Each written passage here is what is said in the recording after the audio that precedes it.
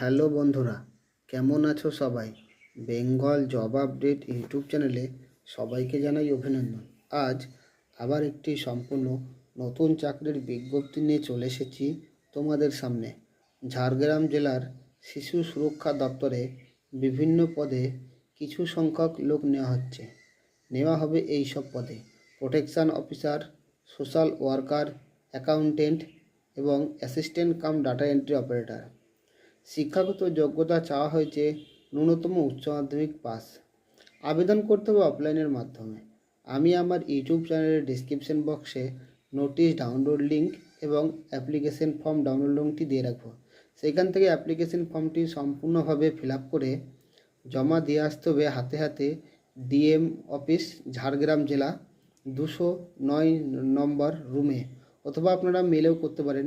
মেলটি আপনারা পাবেন নোটিশ বোর্ডে, যেখানে ডাউনলোড করবেন সেখানে মেলটি উল্লেখ করা আছে। আর আবেদন করার শেষ ডেট হচ্ছে ইংরেজি 24/12/2024।